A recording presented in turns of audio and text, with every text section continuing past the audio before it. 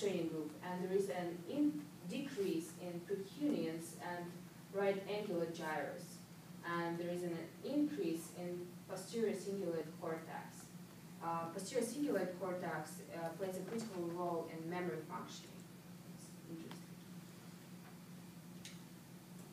So, to remind you, as a reminder, there's the hypothesis regarding the dopaminergic system was whether there is a modulation of response to CT by dopamine-related gene polymorphism.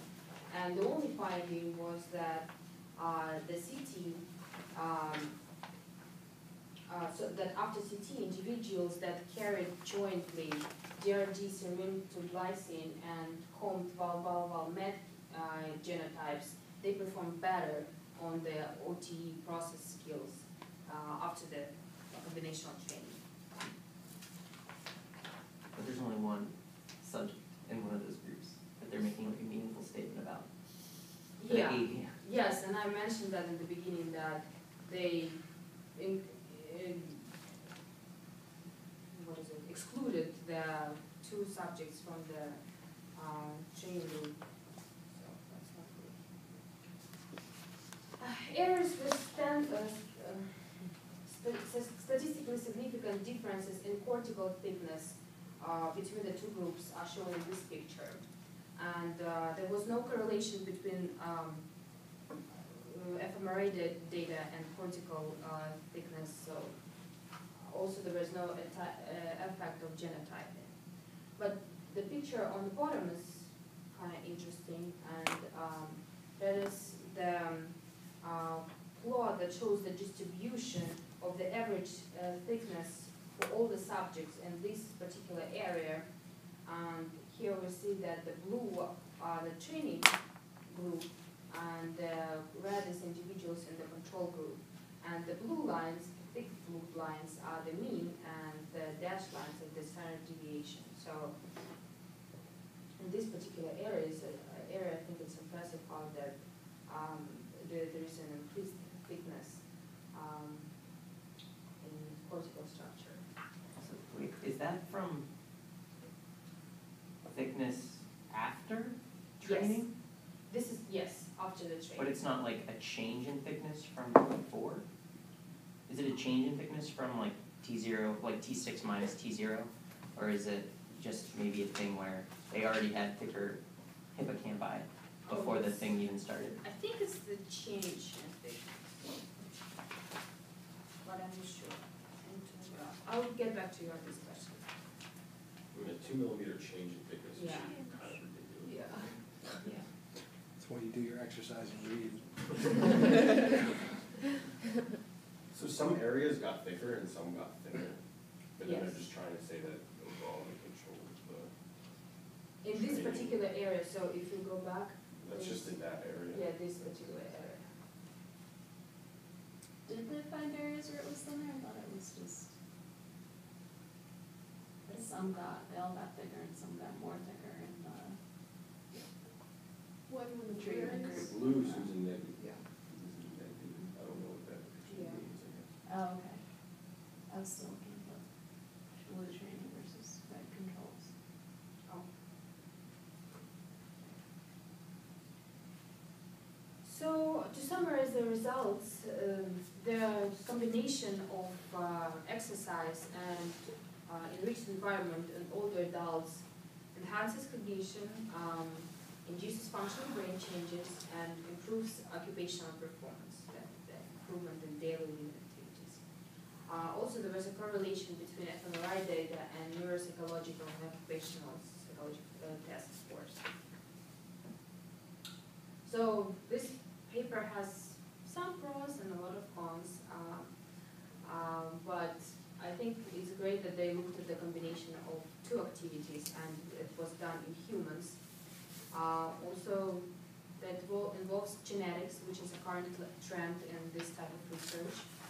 And there were at least some results, but on a very short time scale, which is 6 months. As for cons, we have kind of listed many here, and basically the main one is the small sample size, of course. And that's probably why they have trends rather than effects, so that p-values are approaching significance, not significant.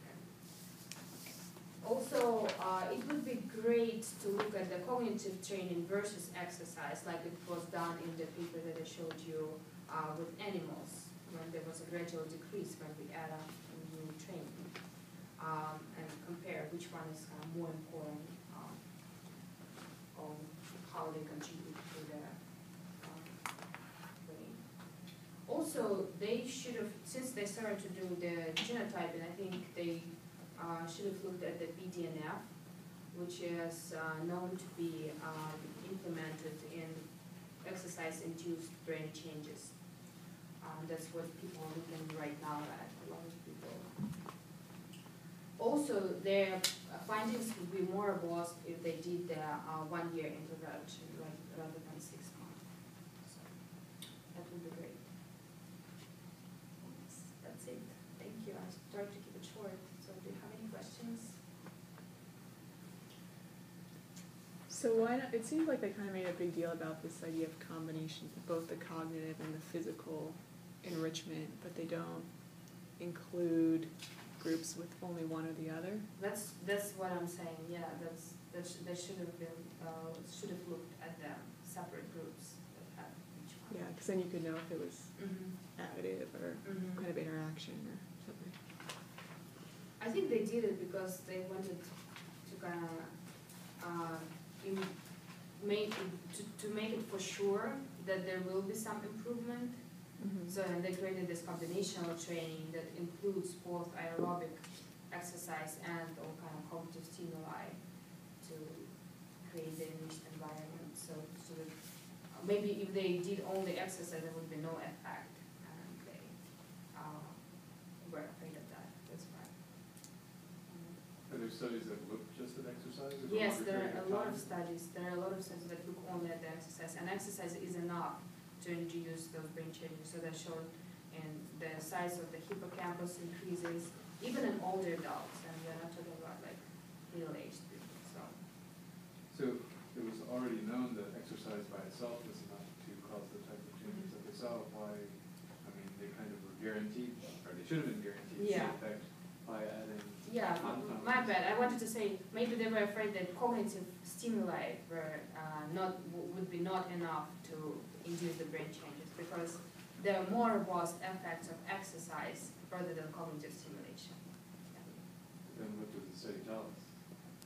If it was already known that exercise does improve performance, and then they studied exercise plus cognitive, and they already knew the exercise was going to do something. But I just, what, for example, in a hypothetical situation, what if they combined two and there was either no effect, or they would be counterbalance each other, or they would, I don't know, make it worse?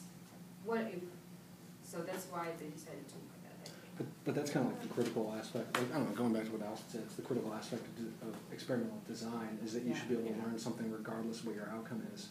And so, like I'm saying, the way they designed it, there are most outcomes you don't learn anything because of what's already known and how they designed it. And so no matter whether they get a positive effect or a negative effect, you can't interpret it because you don't have the proper control groups. Yeah, that's right. Sorry guys, I just really wanted to introduce you and make you exercise more. And that's why I use this paper.